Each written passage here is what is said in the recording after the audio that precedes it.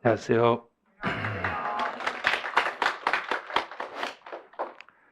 이제 5월달, 6월달에 또 시작돼 버렸네요. 그러니까 이번 달에 이제 교재가 두 권이 진행이 되는데, 지금 기존에 이제 우리가 봤던 그 요약서하고요, 기존에 보셨던 요약서하고 이번 달에는 이제 새롭게 기출문제집이 이 두 개가 더해질 거예요.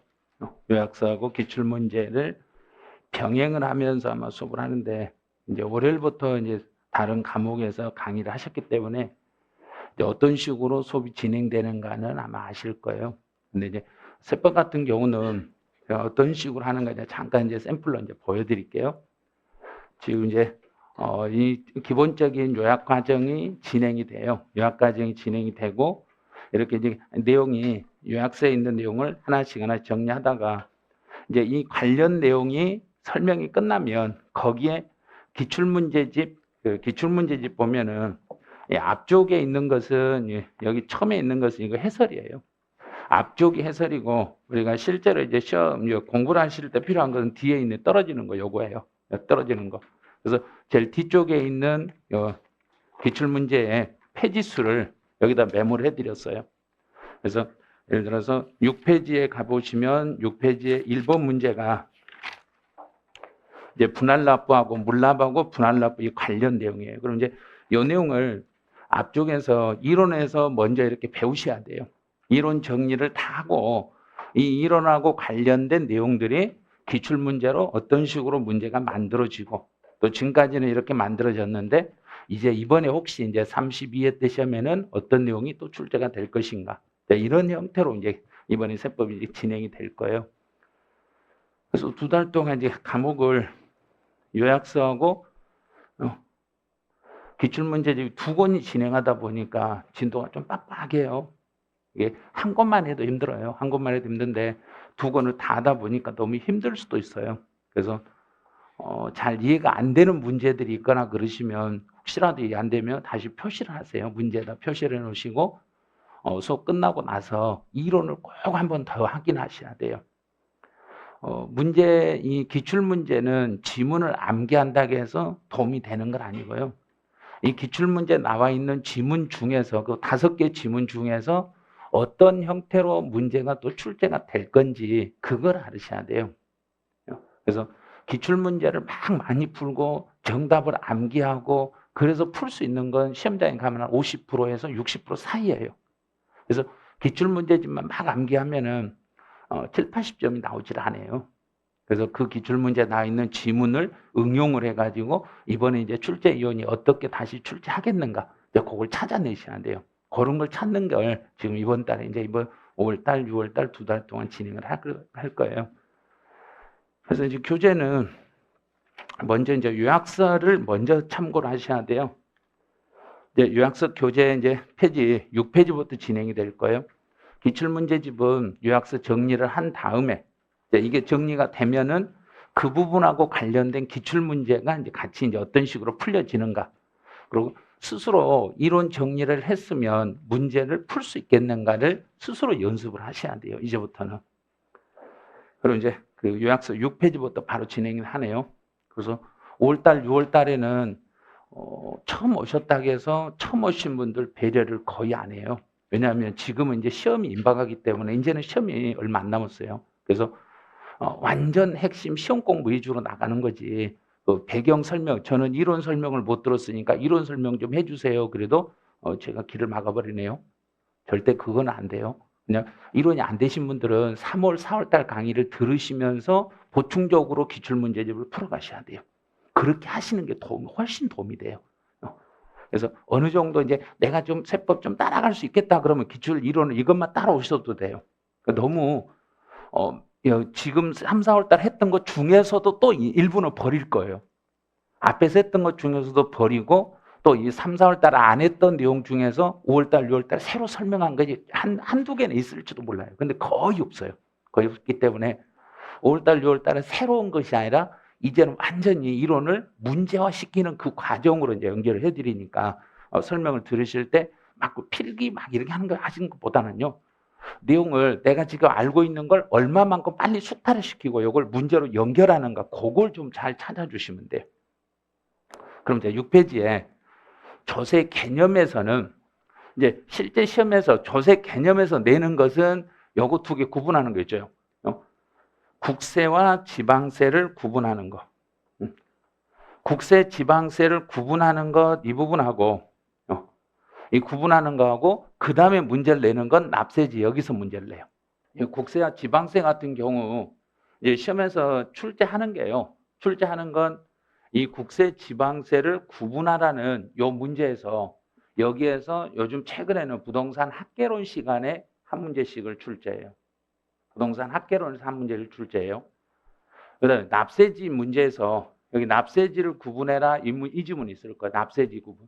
그래서 납세지하고 구분하는 것은 세법에서 시험 문제를 어떤 식으로 내냐면 이제 국세, 지방세를 구분하라는 것은 부동산 학개론 쪽에서 출제를 해요. 그래서 이제 그 시험을 이제 준비를 하실 때 제일 먼저 세법에서 제일 먼저 준비하실 때 여기를 구분하실 줄 알아야 돼요. 어떤 건 이 세금 중에 어떤 건 국세고 어떤 건 지방세인가 요걸 알아야 그 다음 문제를 풀 수 있어요. 근데 이제 시험장에 가보시면 갔다 오신 분들 중에 하시는 이야기가 예를 들어서 제가 이제 11월 달에 이제 강의실에 딱 오시면 그때 하시는 이야기가 그래요. 제가요, 선생님, 시험 보러 갔는데요. 국세와 지방세도 구분도 못하고 시험장에 갔다니까요. 그러면 11월 달에 딱 오게 돼 있어요. 시험 끝나자마자 2주 만에 학원 오게 돼 있어요. 왜냐면 시험 보러 갔는데 뭔 말인지를 못 알아먹으니까. 그래서 국세, 지방세를 알아야 한 문제를 풀 수 있는데 한 문제만 푸는 게 아니라 국세, 지방세를 알아야 세법 문제까지 합치면 5개 정도가 풀려요. 그것만 알아도 5개 정도는 풀어요. 그래서 요 세금들 중에 우리가 배우는 것은 이렇게 총 5가지밖에 아닌데 이제 이거 여기밖에 아니에요. 그런데 혹시 이제 부동산 학개론 1차까지 하신 분들은 여기다가 하나를 더 붙이셔야 돼요. 1차까지 하시는 분들은 상속세와 증여세까지도 공부를 하셔야 돼요. 근데 우리 시험에서는 세법 시험에서는 상속 증여세는 시험 범위가 아니에요. 시험 범위가 아니니까 2차만 하신 분들은 절대 손대시면 안 돼요. 상속 증여세는 그냥 무시해버리라는 이야기예요. 자꾸 상속 증여세에 대해서 질문이 계속 학습 질문 안에 오르는데 1차 하시는 분들도 상속세, 증여세 세금을 언제 내는가는 그건 신경 쓰지 말라는 이야기예요. 어차피 우리 시험에서는 안 내니까. 왜냐하면 공고문에 상속, 증여세, 법인세, 부가가치세는 시험에서 출제하지 않습니다 하고 딱 써놔요. 근데 그걸 출제하면 모두 정답 처리돼요. 그럼 출제 미스니까. 그러니까 절대 그런 거 신경 쓰지 말아버리라는 이야기예요. 그럼 이제 국세, 지방세를 구분하실 때 이게 안 되신 분들은 지금이라도 정확히 구분하셔야 돼요. 왜냐하면 이 구분에서 시험 문제가 최대 5개까지 연결이 되니까 이거 구분 못 해버리시면 안 돼요. 그럼 이제 한번 연습해 볼게요. 취득세는 지방세예요. 이렇게 지방세로 되는 거예요. 그게 무슨 말이냐면 취득세라는 세금을 내가 어떤 걸 취득하면 내는 세금은 지방자치단체에서 예산으로 쓴다는 이야기예요. 그래서 등록면허세도 지방의 예산으로 쓰는 거예요. 재산세도 지방의 예산으로 쓰는 거예요. 이 3개가 지방세예요. 종합부동산세는 전국에 있는 부동산, 전국이라고 생각하셔야 돼요. 그래서 전국 단위로 계산하기 때문에 이거는 국세가 돼요. 그래, 양도소득세도 그 사람이 내가 만약에 전국에 있는 부동산을 양도한다. 그럼 양도소득세도 전국 단위로 판단하기 때문에 이것도 국세예요. 이제 상속세라는 것은 죽은 사람이 내는 건데 죽을 때 만약에 서울에서 죽었다 그러면 서울 재산만 계산하는 게 아니라 전국 재산을 다 계산하는 거예요. 그래서 국세가 되는 거예요. 증여도 받은 사람이 서울에서 사는 사람이 받았다고 해서 서울에다만 내는 게 아니라 전국치를 받으면 전체를 담보해야 되니까 이게 국세가 되는 거예요. 이렇게 되는 거예요. 그래서 국세하고 지방세는 이제 구분이 정확히 쓰면 그다음에 이제 납세지 문제는 지방세는요. 지방세는 지방세끼리요.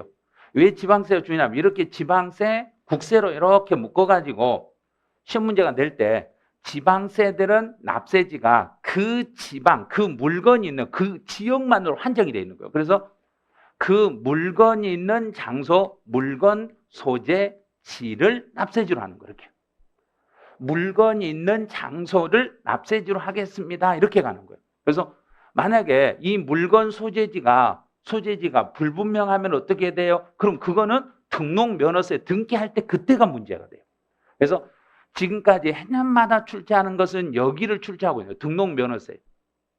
등록면허세가 등기할 때 그 물건이 있는 장소를 납세지로 해야 되는데 만약에 물건에 있는 장소를 찾지 못하거나 어디가 물건 장소인지를 모르겠다. 그럼 등기를 해야 맞는가요? 그럼 모르겠으면 등기를 안 하고 버텨야 되는가요? 해야죠. 그러니까 등기를 하니까 그럼 어디다 세금을 내야 돼요? 그랬더니 등기소가 있는 등기하는 관청 소재지에다 내시면 돼요. 그렇게 문제가 나왔던 거예요. 그래서 그 물건 소재지를 확인할 수 있으면 물건 소재지로 가는데 등기할 때 그 물건이 있는 장소 확인이 안 되면 등록 관청 소재지를 납세지로 예외적으로 하셔야 돼요. 여기까지만 알면 문제를 풀 수 있어요. 그래서 지방세는 물건이 있는 장소를 납세지라고 해요. 이렇게 가는 거예요. 그럼 이제 국세들은 어떻게 해요? 그러면 국세는 전국 단위로 하니까 물건이 있는 장소가 중요한 게 아니라 그 사람이 중요한 거예요. 그 사람이 살고 있는 주소지를 납세지로 이렇게 하는 거예요. 그런데 저는 주소지가 없는데요. 저는 주소지가 없어요. 그러면 주소지가 없으면 대신에 거소지로 가면 되죠. 그래요.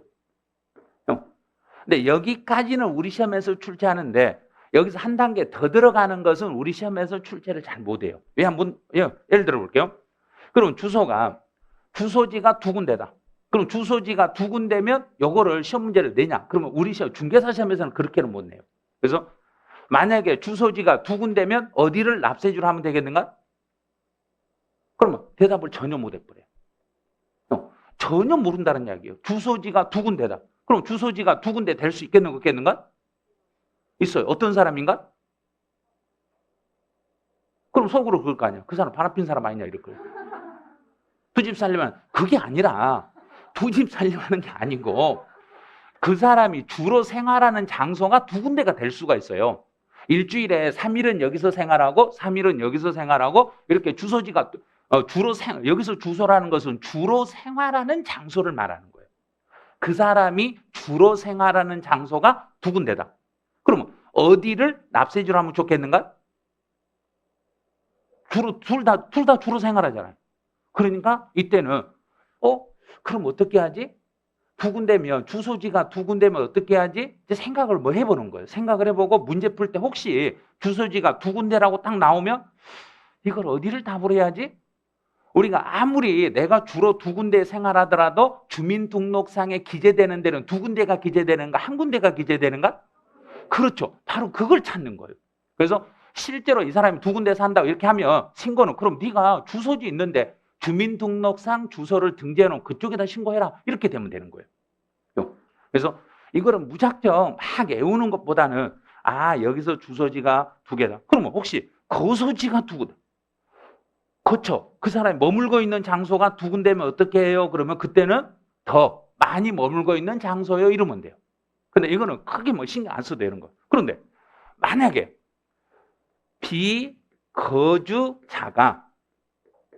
비거주자. 그럼 비거주자란 사람은 우리나라에 주소나 거소가 있는 사람 그랬던가요? 없는 사람 그랬던가?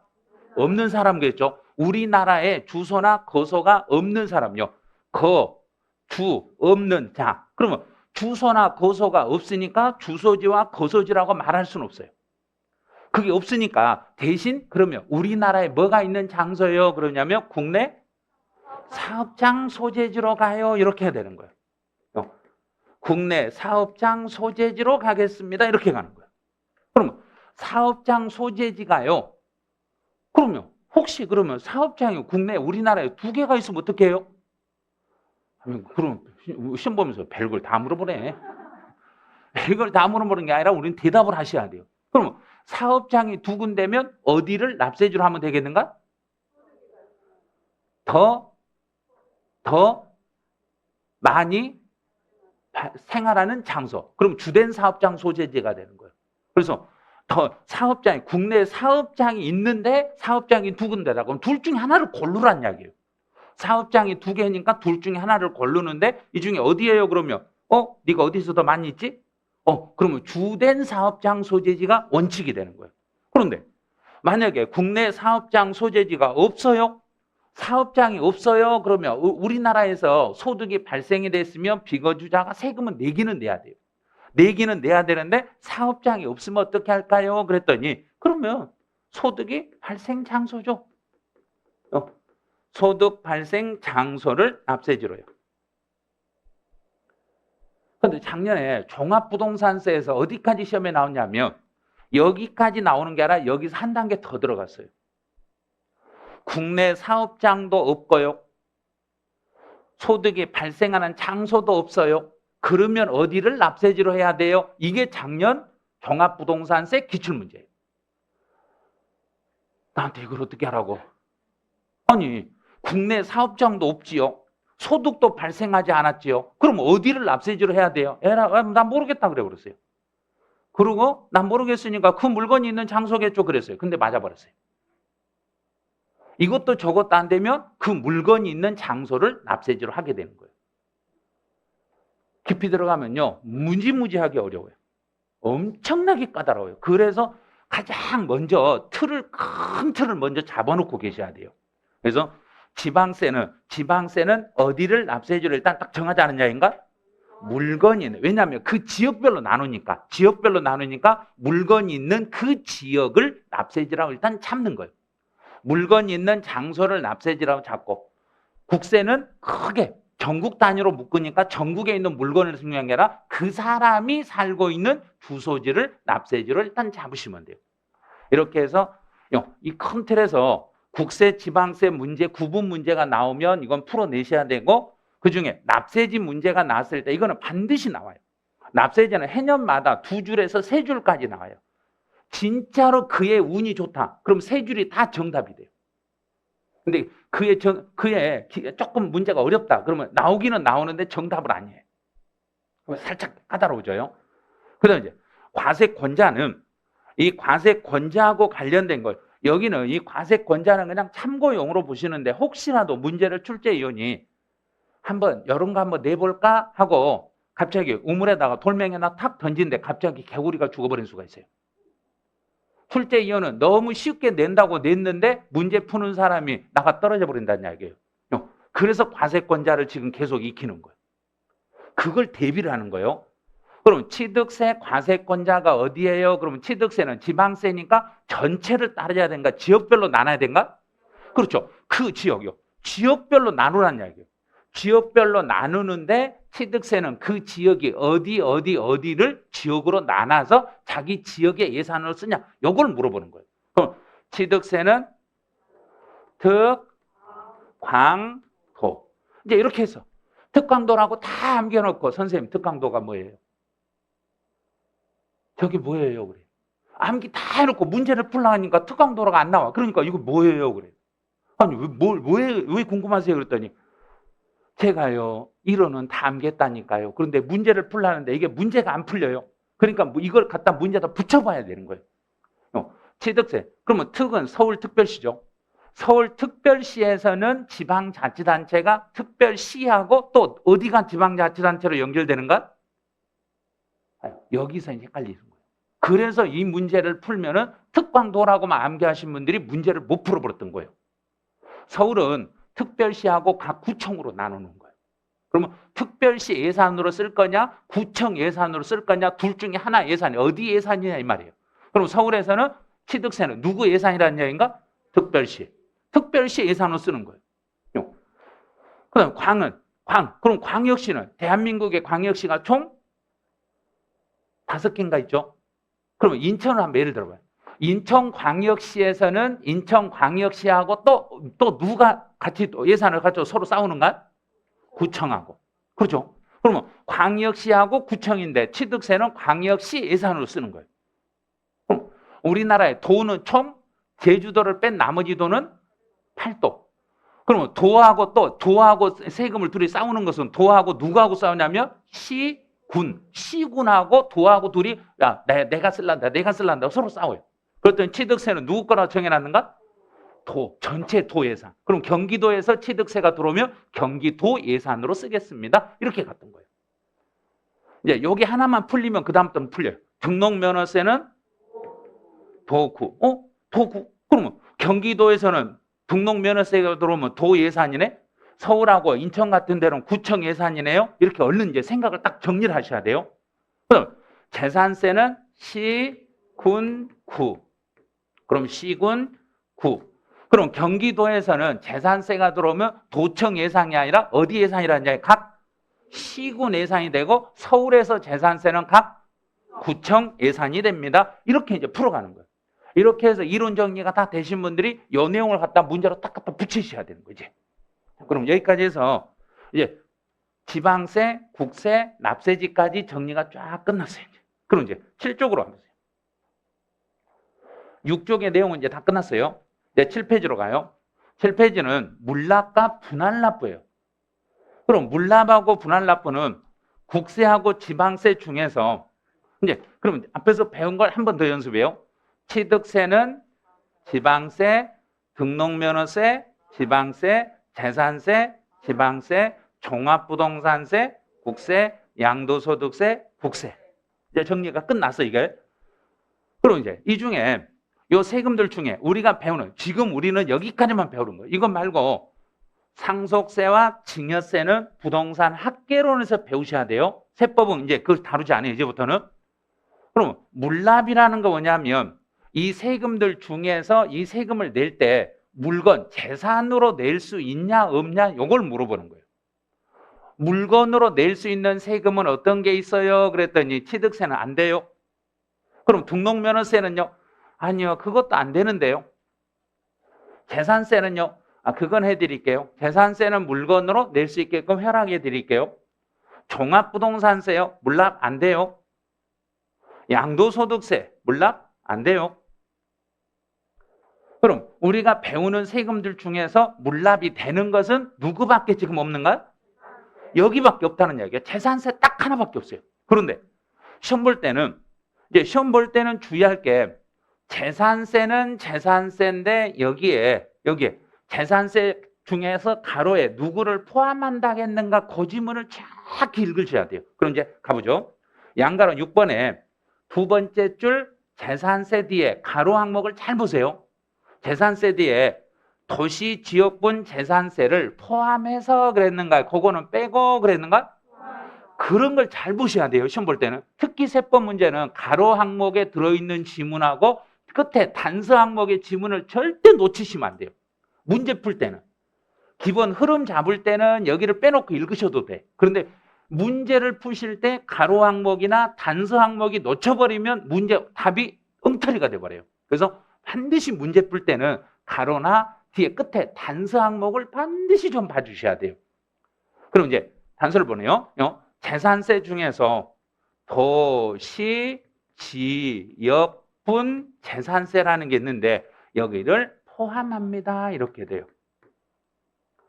그럼 일반 재산세가 예를 들어서 일반 재산세가 800만 원이고 도시분 재산세가 300만 원이면 두 개 합치니까 얼마가 되는가?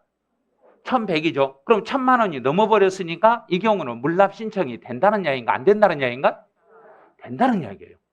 일반 재산세만 1000이 넘어야 되는 게 아니라 재산세 플러스 도시분 재산세를 더해가지고 토탈 1000만 원이 넘으면 물납 신청이 가능합니다. 이렇게 되는 거예요. 그럼 이제 분할납부로 가봐요.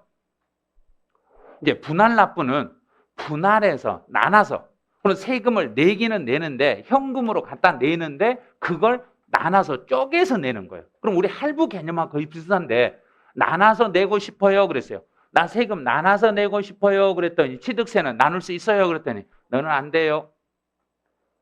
등록면허세는요 그랬더니 너도 안 돼요. 재산세는 나눌 수 있어요. 네, 해드릴게요. 나눠서 해드릴게요. 종합부동산세는 나눌 수 있어요 그랬더니 네, 해드리겠습니다. 양도소득세는 나눌 수 있어요. 네, 나눌 수 있습니다. 자, 그럼 이제 여기서 이제 주의할 것은 물납은 누구만 공부를 해버리면 되겠는가? 그렇죠. 재산세 딱 하나만 공부하시면 돼요. 물납은. 그리고 우리 공부할 때 물납은 재산세 빼고 나머지 세금들은 무조건 안 돼 그래 버리면 돼요. 재산세 빼고 나머지는 안 돼 그러면 돼요. 그런데 분할납부는 재산세와 종합부동산세와 양도소득세 세 군데를 다 공부를 하셔야 돼요. 왜냐하면 요 세 개 중에서 4년마다 2줄이 나와요. 여기서 2줄이 나오고 물납은 딱 한 줄이 나오는데 물납 한 줄, 여기서 2줄, 그러면 이 물납과 분할납부는 토탈 3줄 이상 나와요. 해년마다 3줄 이상이 출제돼요. 그 중에 고정이 되는 것은 양도소득세. 여기는 매년 한 줄이 고정이 딱 돼요. 양도소득세는 무조건 한 줄이 출제가 돼요. 그러면 제일 중요한 게 양도소득이라는 것은 예정신고라는 걸 할 수 있고 확정신고라는 걸 할 수 있어요. 그럼 이제 예정신고와 분할납부를 이제 연습을 해볼게요. 예정신고든 확정신고든 예정이든 확정이든 둘 다 분할납부가 된다고 해야 된가요? 확정만 된다고 해야 된가? 둘 다. 예정도 확정도 둘 다 가능합니다. 이렇게 가는 거예요. 둘 다. 그러면 만약에 양도소득세를 신고할 때요. 국에 자산을 양도한다. 외국에 있는 자산을 양도해가지고 납부할 세금이 1,000만 원이 넘어버리며 외국에 있는 물건을 팔아서 우리나라에 내야 될 세금이 1,000만 원이 넘으면 이 경우는 분할납부가 되겠는가 안 되겠는가? 여기서 멈칫하시면 안 되는 거예요. 문제 풀 때 예정도 되고 확정도 된다는 이야기는 어떤 것도 다 된다는 이야기예요.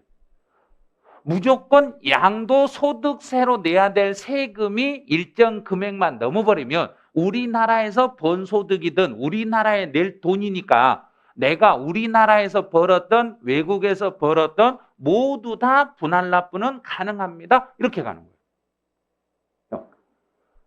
이제 분할납부는 다 잡아냈어요. 자, 여기까지 잡았으면 이제 기본적으로 여기까지 잡았으면 이 내용까지만 해놓고 봐볼게요. 이 안에서 페이지수 안 넘어가도 돼요. 기출문제 좀 안 넘어가시고 이것만 보고 스스로 지금 정리된 게 문제로 연결이 되는가를 확인하세요. 이거 꼭 기출문제로 가세요. 그러면 그때는 가셔서 확인해야 되는데 이거는 안 가셔도 돼요. 물납하고 분할납부가 둘 다 가능한 거 찾아라. 그럼 우리 그러면 둘 다 가능한 찾아라. 그러면 표를 얼른 생각해요. 국세하고 지방세 중에 물납하고 분할납부 있는데 물납은 누구밖에 안 되니까? 재산세밖에 안 되니까. 그럼 물납도 되고 분할납부가 둘 다 가능한 것은 누구밖에 없다는 얘기인가? 딱 찾아버렸잖아. 그런데 재산세라고 찾는데 도시지역분 재산세는 요거 물납 신청이 가능하다 불가능하다? 그러니까 재산세 나왔잖아. 그럼 니을번 하나 너만 되네? 이렇게 찾는 거야. 이걸 시험에서 5번이나 출제했어요. 이 문제를 5번씩이나 출제했어요. 그런데 이걸 이제는 이런 문제가 나오면 틀리면 안 되는 거예요. 어떤 식으로 낼 수밖에 없냐면 물납과 분할납부가 둘 다 가능한 걸 찾아라 그랬으니까 이걸 그대로 내놓고 이제는 뭘 내냐면 다음 세금 중에서 물납이 가능한 세금을 모두 골라라 이렇게 내요. 그럼 물납이 가능한 세금을 모두 골라라. 그래도 우리는 누구만 찾으면 된가? 재산세만 찾으시면 돼요. 또 만약에 여기를 물납은 싹 빼버리고 다음 세금 중에서 이 중에서 한번 찾아보세요. 다음 세금 중에서 분할납부가 가능한 걸 모두 찾아라. 그럼 분할납부가 가능한 걸 모두 찾아라. 그러면 자 기억부터 올게요. 종합소득세는 분할납부 된다 안 된다? 분명히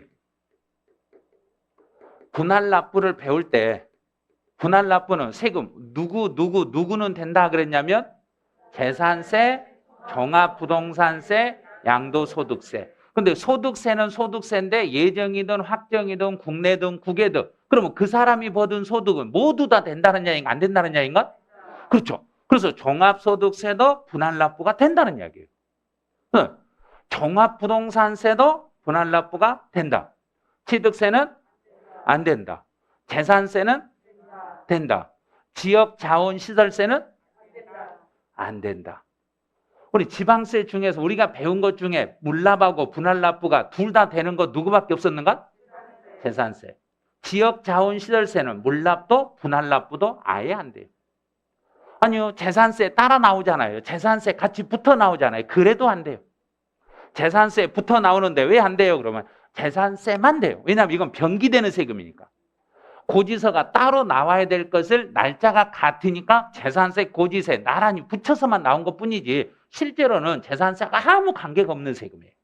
그래서 지역자원시설세는 물납도 분할납부도 안 됩니다. 이런 식으로 풀어가는 거예요. 그래서 이런 문제를 하나를 가지고 답만 막 외우시면 안 돼요. 여기서 나올 수 있는 건 기존에는 물납과 분할납부가 둘 다 되는 걸 물어봤으니까 이 박스를 그대로 놓고 다음 중에 물납만 되는 걸 찾아라.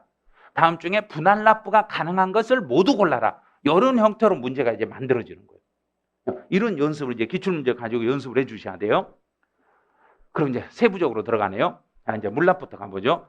물납 그러면 우리가 배워야 될 것은 뭐만 물납을 배운다겠는가? 재산세만 배우는 거예요. 그럼 재산세 물납만 이제 구체적으로 배워보는 거예요. 물납이라는 것은 그럼 내가 물건으로 내고 싶어요. 내가 물건으로 세금을 내고 싶으면 정부한테 나 물건으로 내고 싶어요 그래야 되는가요? 아니면 가만히 있으면 알아서 그냥 물건 주세요 그러겠는가? 내가 내고 싶어요 그러죠. 그럼 내고 싶어요 그러면 신청을 하셔야 되는 거예요. 그런데 얼마가 넘은 사람만 정부가 허락을 해주는가? 1,000만 원인 사람은 안 해줘요. 1,000만 원 초과인 사람만 해줘요. 정확히 해야 돼요. 그래서 1,000만 원짜리 재산세 고지서가 나왔어요. 그럼 그건 틀린 거예요.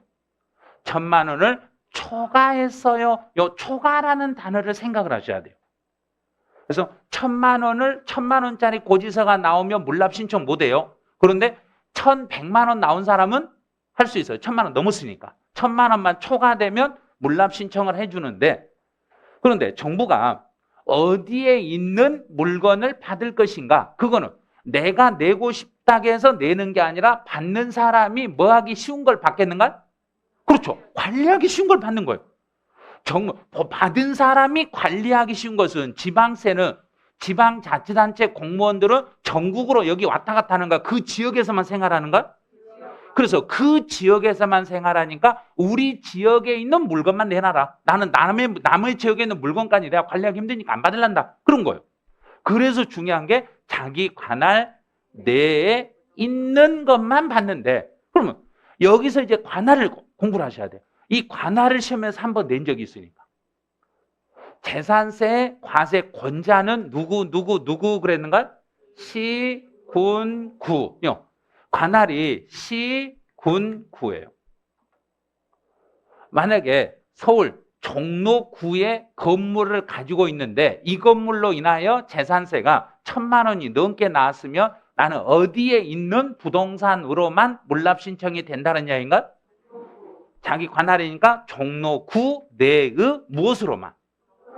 부동산. 그러면 여기서 부동산이라는 것은 여기서 부동산 그러면 어떤 것을 부동산이라는지 알겠죠? 지방세법에서 부동산 그러면 우리 재산세에서는 무엇 세 가지를 묶어서 부동산이라고 칭해요. 그랬던가? 토지, 건축물, 주택. 이것들로 받는다는 이야기예요. 이것 말고 나머지는 안 받아요. 토지, 건축물, 주택 이 부동산으로만 받는데 그것도 자기 관할에 있는 부동산으로만 받겠습니다. 그러면 신청을 어떻게 해요? 그랬어요. 자, 이제 신청 들어가네요. 신청을 어떻게 해요? 그러면 세금 내기 시작하기 전에 신청하는가? 끝나기 전에 신청하는가? 끝나기. 왜냐? 시작하기 전이면 고지서 받은 적도 없어요. 얼마인지 모르니까 끝나기 전에. 그래서 기한이에요. 기한이요. 납부 기한 10일 전까지는 신청을 해 주셔야 돼요. 일단 끝나기 마감 10일 전에 신청하면 내가 예를 들어서 여기 건물이라 예를 들어 볼게요. 자, 이 건물로 나 내고 싶어요. 그러면 받은 사람이 검토해보죠. 검토해보고 이거 사용하던 건데 이거 좀 떼도 묻고 그래서 그냥 받기 싫은데요. 우리 관리하기 안 좋아서 이건 돈도 안 되겠는데 안 받아요. 그래요. 그러면 일단 빨리 대답을 해줘야 되는가 천천히 대답해 줘야 되는가? 왜냐하면 시간이 얼마 안 남았으니까. 그래서 내가 물납을 신청하면 신청받은 지방은 받고 나서 며칠 안에 승인을 해주냐면 5일 안에 승인 여부를 통지해 주는 거예요. 그러면 만약에 정부가 안 받아 그러면 나 돈이 없잖아요. 돈이 없어서 나 물건 낸다고 했는데 정부가 안 받는다면 다시 재신청이 가능해요. 그럼 불허가 통지를 하면 불허가 통지를 받고 다시 며칠 안에 재신청을 할 수 있냐면 10일 안에 재신청할 때 여기서 주의할게요. 이제 재신청할 때는 지역을 달리해서 물건을 낼 수 있는가요? 그 지역의 물건만 내야 되겠는가? 그렇죠. 그 지역 물건만, 끝까지 그 지역 물건만. 왜? 이거는 변함이 없는 거예요. 그 지역에 있는 물건으로 다른 물건으로 대체해서 재신청하면 돼요. 그럼 재신청하면 또 재신청 받으면 그때부터 다시 정부는 다시 받고 며칠 안에 승인 여부를 통보한다. 똑같아요. 무조건 신청 10일, 통지 5일, 신청 10일, 통지 5일 이렇게 계속 똑같아. 왔다 갔다 하는 거예요. 그럼 이제 정부가 끝에는 이제 받아. 오케이. 그래. 이거 받겠어. 그러면 물납 재산을 가져갈 때 정부는 그냥 가져가는 게 아니라 금액을 평가해서 이 금액이 얼마짜리라고 평가해서 가져가는데 재산세 정부가 고지서를 보낼 때는 몇 월 며칠의 가격으로 보내냐면 6월 1일 현재 가격으로 보내요. 6월 1일 현재 정부가 정한 시가 표준액으로 계산해서 우리에게 보내니까 정부도 평가해서 가져갈 때는 과세 기준일 현재. 그러면 여기서 과세 기준일은 매년 6월 1일 현재의 시가로 평가해서 가져가겠습니다. 이렇게 되는 거예요.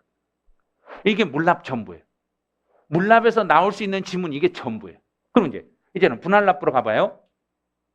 분할납부는 우리가 공부할 때 누구를 공부하면 된다겠냐면 재산세, 종합부동산세, 양도소득. 그럼요. 이 세 개를 공부하는 거예요. 이렇게. 그래야 전범위가 이제 종합 문제를 풀어야 되니까 전범위를 이렇게 공부를 해 나가야만이 문제들이 풀리는 거예요. 그럼 이제 여기서 재산세하고 종부세, 양도세 가장 먼저 요건을 먼저 틀을 쫙 잡아요. 먼저 틀을 딱 잡으셔야 돼요. 재산세는 250만 원을 초과하고 2개월 동안 분할할 수 있게 해주는 거예요.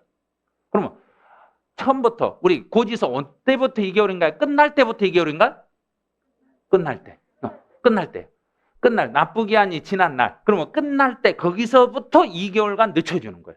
그러면 예를 들어서 이번 달 5월 달에 소득세 우리 세금 내죠. 요 소득세 내는데 금액이 일정 금액이 넘으면 5월 말 끝나고 6월, 7월 말까지 2달간 연장해 주는 거예요.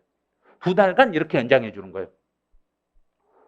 그리고 종합부동산세도 250만 원이 초과되면 종합부동산세는 뒤로 한참 뒤로 띄워져요. 6개월. 그 이유가 재산세는 금액이 얼마 안 돼요. 근데 종합부동산세는 나오면 막 1000단위, 억 단위가 돼버려요. 금액이 커지다 보니까 시간을 조금 적게 주는가 좀 길게 주는가? 길게 주는 이유가 그 이유예요. 하도 불만이 많이 하니까 그럼 6개월로 뒤로 쭉 늦춰져요. 그다음에 양도소득세는 1000만 원이 넘어야만 분할납부가 가능해요. 그런데 분할납부는 여기는 2개월 동안 해줘요. 여기까지는 시험에 나오면 거의 한 95% 이상이 다 맞춰내요. 여기까지는 암기를 잘해서 재산세는 250만 원 초과 2개월, 종부세는 250만 원 초과 6개월, 양도소득세는 1000만 원 초과 2개월. 그래서 이걸 다 풀어내요. 그런데 분할납부는 언제까지 신청을 해야 돼요? 이걸 내면 맞출 수 있는 분은 30%만 맞추고 나머지 70%가 틀려버려요. 분할납부는요, 제가요, 그런 건 공부 안 했는데요. 분할납부는 내가 신청을 하면, 나 분할납부 하고 싶어요 하면 정부가 생각해보고 내가 알았어, 오케이 할게 이렇게 기다려야 된가요? 신청만 하면 되겠는가? 요건만 충족하면 분할납부는 신청만 들어가면 돼요. 신청만 들어가고 정부가 오케이 사인이 필요가 없어요. 내가 신청만 하시면 돼요. 그러면 분할납부는 내가 신청할 때 언제까지만 하냐면 납부 기한까지 마감날까지만 이렇게 하시면 되는 거예요. 이제 물납 같은 경우는 물건으로 납부할 때는 이 물건을 정부가 받을 건지 안 받을 건지 평가를 해야 되니까 그걸 선택을 해야 되니까 신청하고 나서 며칠 안에 통보를 해줘라 그랬는가? 5일 안에 통보하니까 미리서 신청을 해야 되는 거예요. 그런데 분할납부는 내가 이번 달에 이만큼 내고 내가 1000만 원 넘었으니까 이번 달에 이만큼 내고 내가 2개월 뒤에 이렇게 낼 거예요 하고 그 고지서가 있어요. 고지서 밑에 쓰기만 하면 돼요. 거기다 기록만 해서 정부에다 보내기만 하면 그렇게 바로 나눠서 내셔도 돼요. 그래서 납부 기한까지 분할 납부 신청만 하시면 돼요. 그러면 그건 두 개 그냥 당연히 쪼개지는 거예요. 당연히 쪼개지는 거예요. 그러면 이제 낼 때 어떻게 내는가 봐요. 재산세나 종합부동산세는 둘 다 250만 원 초과니까 여기서 이제 기준점이 이게 250만 원이에요. 여기가 250을 초과하고 이제 중간에 여기서 기준을 다시 나눠요. 중간 기점을 세울 때 앞에가 250이면 거기다 곱하기 2를 하세요. 곱하기 2를 하면 중간이 이제 500이 돼요. 500만 원 이하가 되고 500만 원 초과가 돼요. 그럼 500만 원 이하면 500보다 적으니까 자, 좀 밑으로 쭉 가면 되겠죠. 밑으로 쭉 따라가서 보니까 250 초과가 보이네. 그래서 250만 원 초과액을 250만 원 초과하는 액수를 분할할 수 있는 거예요. 근데 500만 원이 넘었다. 그럼 이제 오른쪽으로 쭉 가다 보면 너무 길게 가죠. 너무 길게 가도 안 돼요. 그래서 500만 원이 초과했을 때는 그 세액의 몇 프로까지만?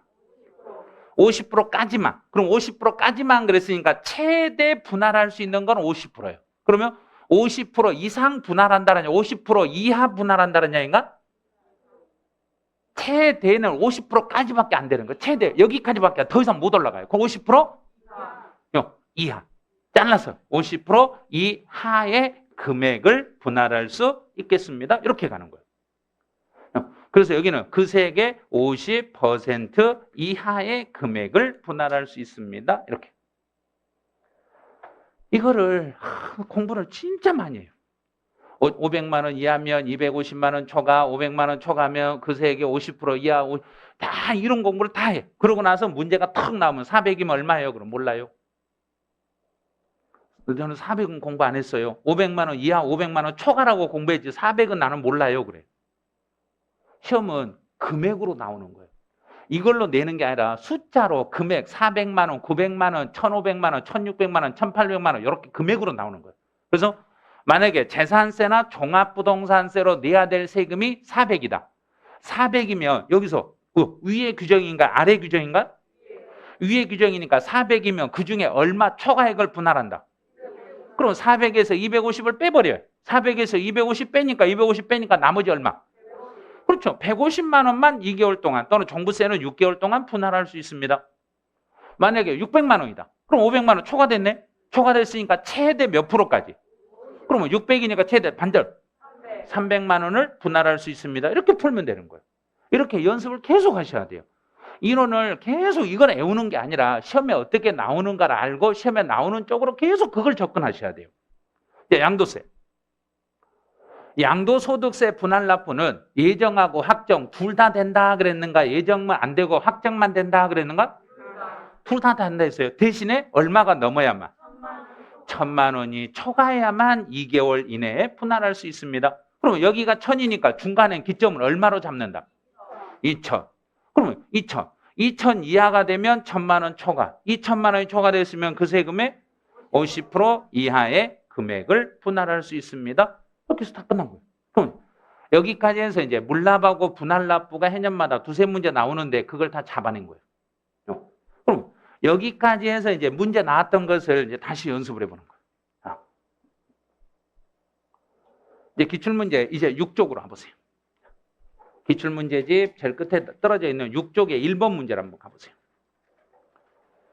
이제 이렇게 다 정리해놓고 이런 문제 나오면 진짜 쉽게 이거는 한 10초 안에 그냥 풀어내셔야 돼요. 다른 문제들 이걸 풀거나 다른데 시간을 좀 줄이셔야 돼요. 물납하고 분할납부가 둘 다 가능한 세금을 찾아라 그러면 무조건 우리 시험에서는 둘 다 되는 건 딱 하나밖에 없어요. 누구밖에 없다는 얘기인가? 재산세밖에 없습니다. 이렇게 가는 거예요. 그럼 이 중에 물납만 되는 걸 찾아라 그러면 누구를 찾아야 되는가? 재산세만. 그럼 이 중에 분할납부가 되는 걸 찾아라 그러면 종합소득세도 돼요. 이거 양도소득세라고 생각하시면 돼요. 언제나 이렇게 종합소득세 이렇게 생각 나오면 양도소득세라고 생각하시면 돼요. 네, 종합소득세, 종합부동산세, 재산세. 요거 세 개는 분할납부가 되는 거예요. 그리고 지금 배운 거 싹 그대로 났네. 그다음 이제 다른 문제 두 번째. 이제 그러면 여기까지 해서 물납과 분할납부만 시험에 나오고 있어요. 6페이지하고 7페이지에서 시험에 나오는 것은 물납과 분할납밖에 없네. 그럼 끝난 거예요. 그 다음에 이제 이론서 다시 이제 앞쪽 기본 요약서 8쪽으로 넘어오는 거예요. 딱 하나, 그거 하나밖에 없어요. 이제 조세 분리했다는, 그러면 다시 이제 지방세 구분할 때 국세 같은 경우 우리 국세는 누구와 누구만 국세라고 했냐면 종합부동산세, 양도소득세. 그러면 그 왼쪽 날개 참고를 봐봐야지. 왼쪽 날개에서 먼저 이제 소득세 한번 알려드릴게요. 소득세는 크게 우리가 배우는 이 소득세, 크게 이 소득세는 개인과 법인 중에 누가 내는 세금이 소득세겠는가? 일단 1번 개인, 2번 개인 법인. 개인만 내는 게 소득세예요. 그럼 소득세는 총 몇 개로 나눠지고, 자, 몇 개로 나눠지고, 왜 이랬다 저랬다 한 거야? 2개를 하겠다, 3개를 하겠다. 이러니까 나중에 안 좋은 소리 듣는 거예요. 아니, 왜 실강하신 분들이 너무나 너무나 틀려요. 그럼 우리 강의 들으면서요, 너무 웃고 난리예요. 그래. 실강하신 분들이 그렇게 틀리는지 몰랐어요. 네? 그래서 이 소득세는 하나는 종합소득세, 종합소득세라는 세금이 하나 있고, 또 하나는 양도소득세라는 세금이 하나 있고, 또 하나는 대직소득세, 이렇게 3개. 지금까지는 3개. 이제 2년 뒤에 2013년부터 하나 더 신설돼요. 하나 더 금융소득세라고 해서 하나 또 신설돼요. 그러니까 그때까지는 공부를 안 하셔야 돼요. 왜냐하면 소득세가 이제 하나가 더 늘어나면 범위가 확 또 늘어나요. 이게 세금이 하나 늘어나면. 이제 우리 시험에서는 이 중에서는 무엇만 공부를 하냐면, 우리가 2개라고 했던 이유가 퇴직소득세는 우리 시험에서 아예 다루지를 않으니까 안 배워서 그냥 2개라고 했던 거예요. 그럼 종합소득세와 양도소득세 이것만 가지고 물어봐요. 그럼 종합소득세는 어쩌다 벌어들인 소득이 아니라 계속 반복적으로 벌어들인 소득이 돼요. 그런데 양도소득세는 어쩌다. 그럼 만약에 제가 부동산을 어쩌다 팔았으면 나는 무슨 소득세를 내야 된가? 그렇죠. 양도소득세를 나는 내는 거예요. 그런데 내가 부동산을 계속 반복적으로 팔아버리면 나는 무슨 소득세를 내야 되고? 그렇죠. 똑같은 양도지만 양도는 양도인데 어떤 사람은 종합소득세를 내고 어떤 사람은 양도소득세를 내는 거예요. 그러니까 양도에 딱 똑같은 양도가 아니에요. 양도는 양도인데 사업자들이 양도하면 종합소득세라는 세금을 내고 일반 개인들이 양도하면 양도소득세라는 걸 내게 되는 거예요. 그러면 소득세 계산 체계가 달라요. 그래서 종합소득세하고 양도소득세는 하나로 묶어서 과세해라, 따로 구분해서 신고해라. 구분해. 요 구분한다는 요 지문이 지금까지 시험에서 6번 출제됐어요. 구분해. 그럼 그 왼쪽에 보시면 돋보기라고 돼 있는 게 있죠. 그 돋보기 표시된 것만 보시면 돼요. 나머지 위에 있는 지문을 소득세, 분류서 이걸 애우시면 안 돼요. 애우지 마시고 밑에 돋보기만 보세요. 돋보기만. 돋보기만 보라고 해서 또 돋보기 한다고 해서 또 어떤 노래 가수 생각해 버리시면 안 돼요. 그 사람 생각해서 이 사람이 노래 부른 거에서 막 돋보기로 대놓고 하지 마시고, 그냥 양도소득은 사업성이 없는 소득으로 제일 중요한 게 뭐하여 과세한다. 그렇죠. 그거 하나만 딱 보면 돼요. 구분하여 과세한다. 그러면 종합소득과 양도소득은 하나로 묶어서 세금을 계산하면 된다, 안 된다? 안 된다. 이것만 알면 되는 거예요. 그러니까 다른 것을 신경 쓰지 마. 문제 풀 때는 이것 오로지 여기 하나만 가지고 신경 쓰라는 거예요. 종합소득세 종류는 요거는 공무원 학생들이나 공인회계사 시험 준비하는 학생들이 공부하는 거고, 우리 시험은 그게 아니란 이야기예요. 우리는 상대방이 와서 제가 양도소득세 신고를 어떻게 해야 돼요? 그러면 양도소득세만 따로 하세요. 제가요 다른 소득도 있는데요, 신경 쓰지 마시고 그냥 구분해서 하시면 돼요. 요 상담만 하시면 돼요. 그 다음에 나머지 세금은 세무사한테 가서 하세요. 그러면 돼요. 우리 할 일은 거기까지니까. 우리는 중개사법에서 세법과 관련되는 것은 구체적이고 상세하고 아주 세밀하게 알려줘라 그랬던가요? 개략적으로 알려줘라 그랬던가요? 우리 할 일이 그거란 이야기예요. 우리가 할 일은 개략적으로 알려주는 것이기 때문에 이것만 우리 시험법이란 이야기예요. 그러니까 위에 있는 종합소득의 종류를 외우고 있거나 그러지 마시라는 이야기예요. 그 다음에 이제 종합부동산세 밑으로 내려보세요. 그럼 종합부동산세는 이제 종부세 대상이 되는 것은 종합부동산세 대상이 되는 것은 우리가 알고 있는 부동산 중에 종합부동산세에서 이 부동산 중에 종합부동산세를 내야 될 부동산은 무엇과 무엇 두 가지밖에 없냐면 토지와 주택밖에 없어요. 토지와 주택 두 가지만 종부세 대상이에요. 그러면 이 중에 빠지는 부동산 중에 빠지는 건 누구는 종부세에서 빠진다. 그렇죠. 건축물이 빠지는 거예요. 건축물은 종부세 대상 자체가 아니에요. 그러면 토지는 다시 요 토지는 우리가 재산세에서 토지는 총 구분을 할 때 몇 개로 구분했던가? 3개로 구분해. 이게 작년 시험 문제예요. 재산세 시험 문제예요. 재산세에서 이제 3개는 이거 메모하지 마세요. 종합합산 토지, 별도합산 토지, 분리과세 토지 이렇게 3가지예요.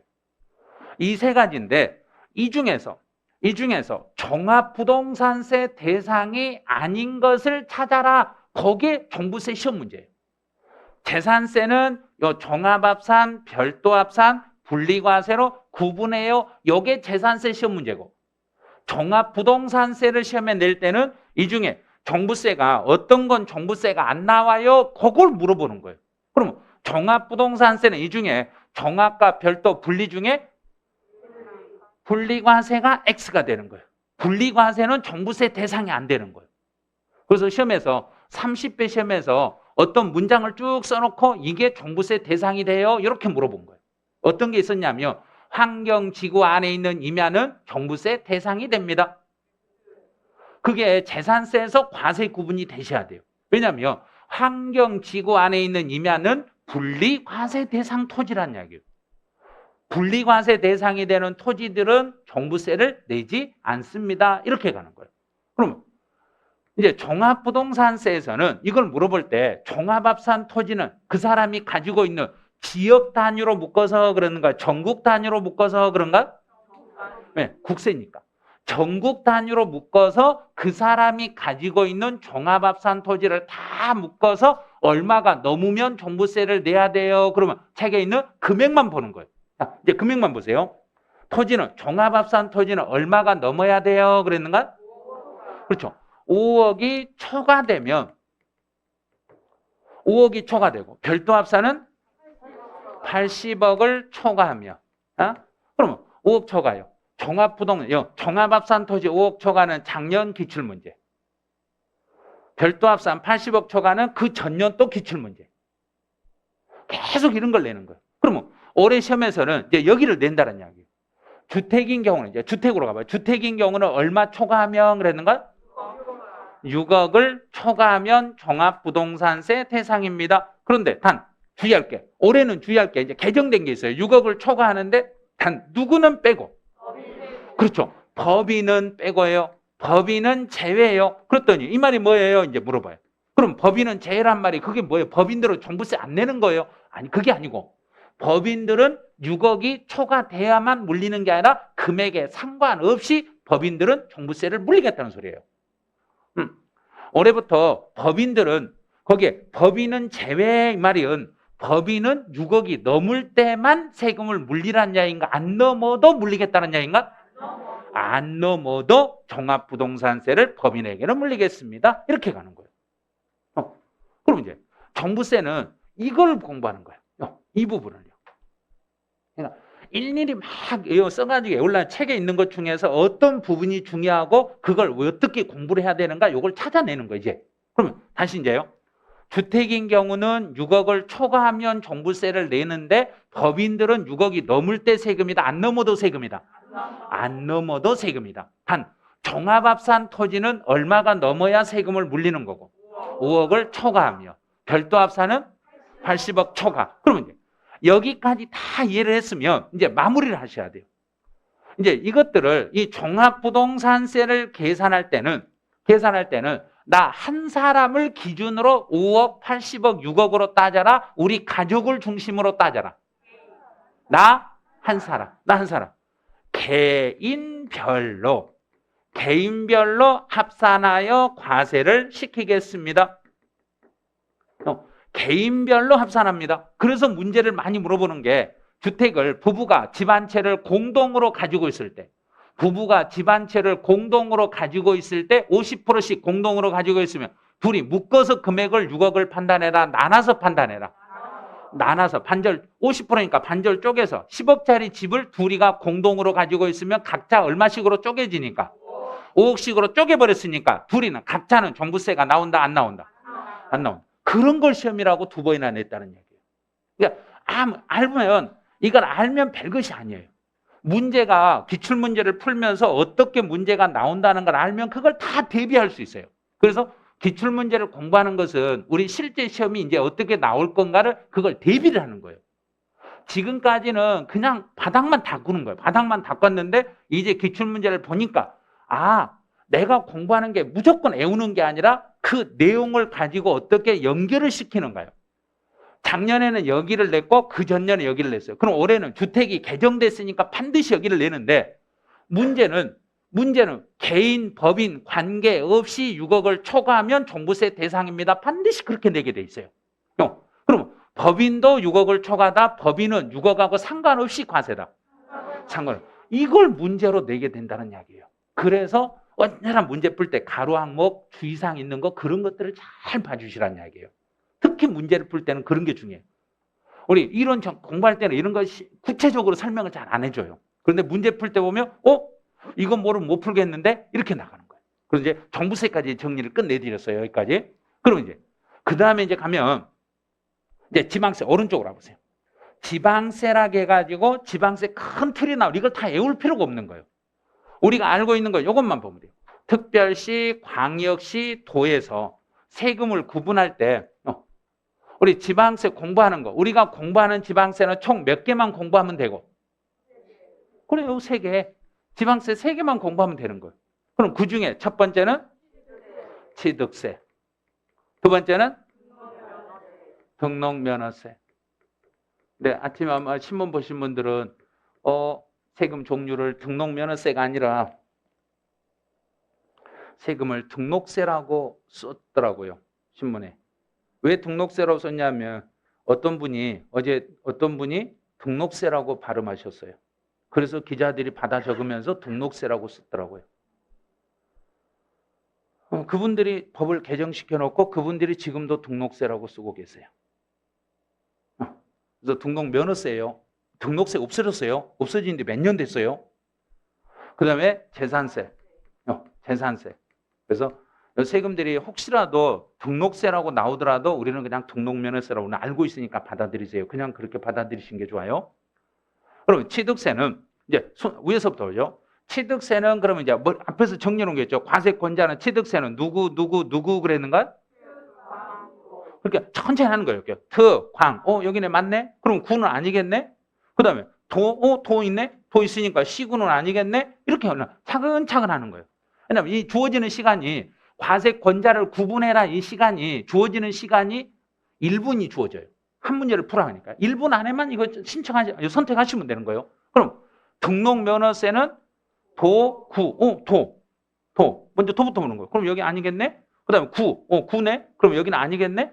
하나 동그라미 하나는 X 치면 돼요. 그러면 재산세는 시, 군, 구. 그러면 나머지는 아니네? 이렇게 동그라미 X 딱 치시면 돼요. 이러면 이제 지방세 틀이 딱 잡히는 거예요. 그래서 이 틀을 잡을 때 오른쪽 제일 위에 있는 과세 주체 표 있죠. 취득세는 특광도, 등록면허세는 도구, 재산세는 시군고. 이것만 보면 되는 거예요. 굳이 어떤 분은 그러더라고요. 특별시, 광역시세 9개를 다 외우고 계신 분이 있어요. 이걸 왜 외우세요? 그랬더니 혹시라도 다음 주 특별시세를 찾아라 나오면요. 그러면 구세 아닌 거 찾으면 되잖아요. 그랬어요. 구세가 2개밖에 없으니까 등록면허세하고 재산세요. 구세로 가는 건 등록면허세와 재산세 이 2개 빼고 나머지는 다 특별시세니까 그쪽으로 찾으면 되잖아요. 그랬더니 그런 방법도 있네요. 그러더라고요. 그래서 예를 들어서 제 손이 접시라고 생각해요. 이제 초등학교 1학년 산수 시간으로 가네요. 이 접시에 사과가 10개가 있어요. 그런데 예를 들어서 철이가 사과 1개를 먹어버렸어요. 접시에는 사과가 몇 개 남았을까요? 어렵죠. 9개를 못 찾아내요.